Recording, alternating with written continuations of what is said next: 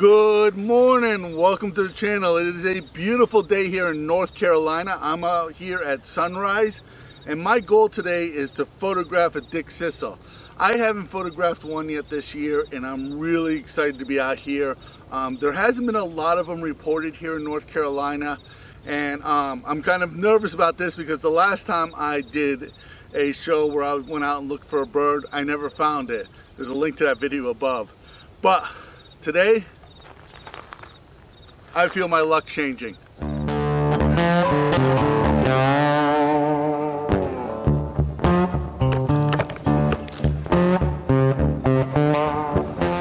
Well, today I got out here really early this morning.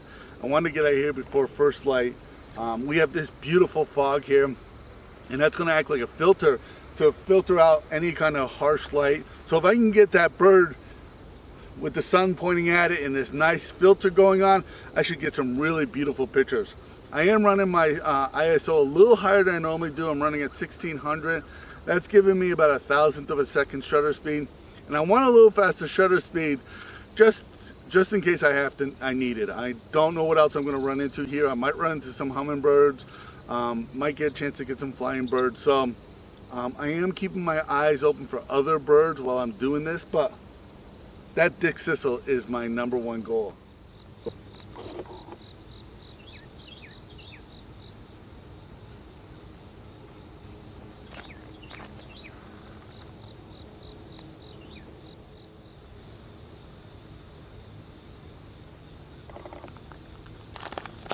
So on eBird, that Dickcissel has been reported on this road in a couple of different places.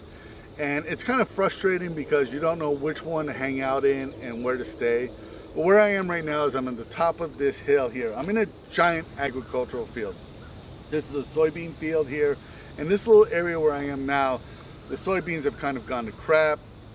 I have a giant pecan tree and I have these bales of hay that are along this little farming road here. And I've been seeing a lot of bird activity here.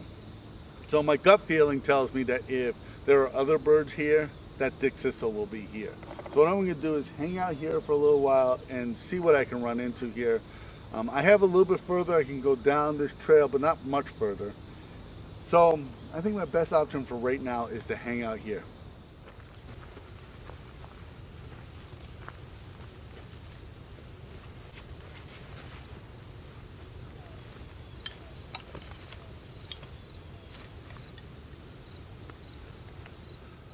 Well, I've gotten a lot of requests from you guys to get rid of the tripod and see how I shoot. So what I'm doing right now is I'm seeing a lot of activity. There's a fence road that goes along here, and what I'm going to do is move along the fence road trying to take some pictures of these birds. I'm going to dump my gear here.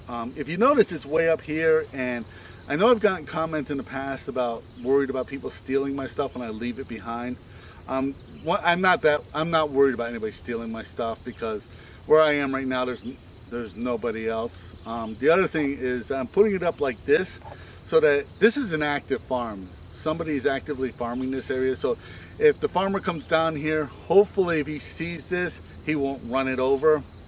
That's my hope anyways. But anyways, what I'm going to do is move down this fence row. I'm going to do what you guys want me to do. Get rid of this tripod and see if I can take some pictures hand holding. And I'm going to see what's going to happen here.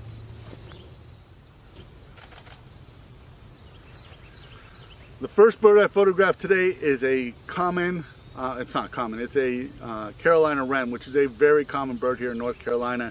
He was on some weeds right here next to this field, and I was very fortunate to get a picture of it. I mean, they're not rare in any sense of the word, but they are a beautiful bird to take a picture of.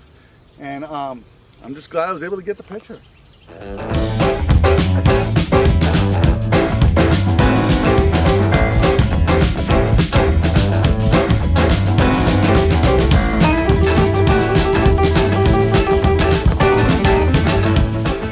I just got a picture of a waxwing.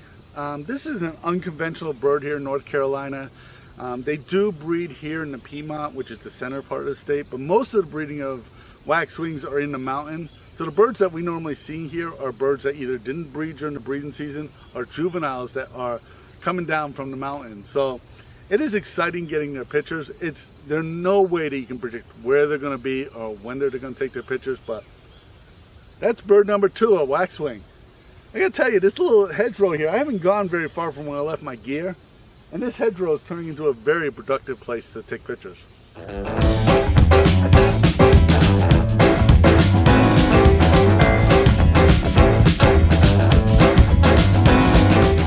So to give you some idea of how far I have moved, this is that pecan tree I was talking about earlier today. So I really haven't gone far. I am probably 50 yards away from where I was, and that fence row that I was talking about goes right here. But I'm really not that far from where I was before. Well, bird number 3 is the grasshopper sparrow. This is an uncommon bird here in North Carolina, kind of like the Dickcissel, but I was able to get its picture. And I gotta tell you, dumping the tripod has really worked out for me. It's been really busy down here, but we're gonna keep going, see what I can run into. I'm hoping I can run into that Dickcissel.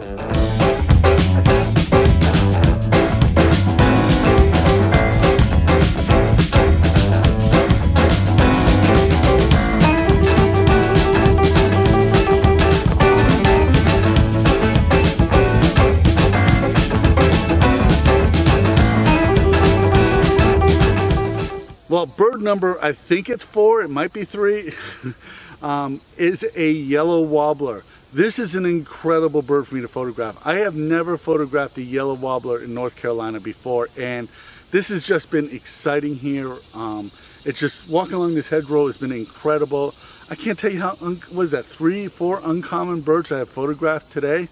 That is very exciting.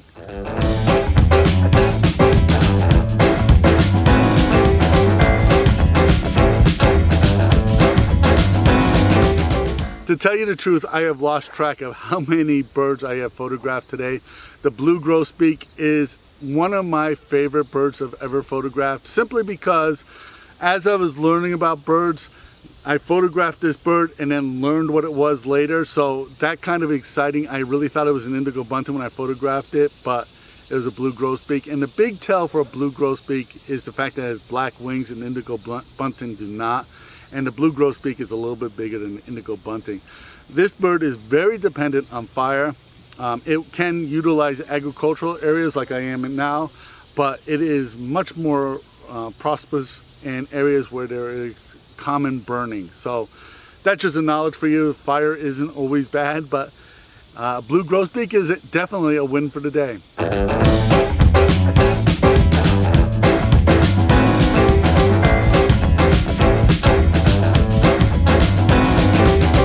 Photographing juvenile birds can be very difficult.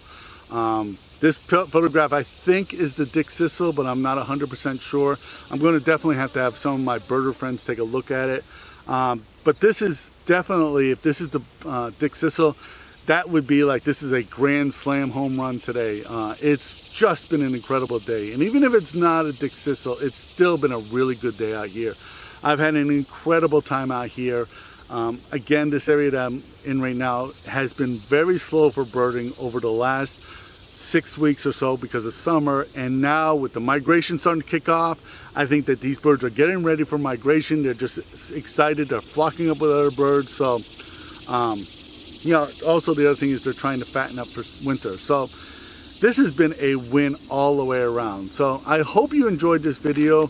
I want to thank you for watching. If you enjoyed it, please give it a thumbs up. Please subscribe to this channel because that really helps us in the YouTube world. Become a Patreon supporter. Your support allows us to keep doing this. My name is Leahy. I want to thank you for watching.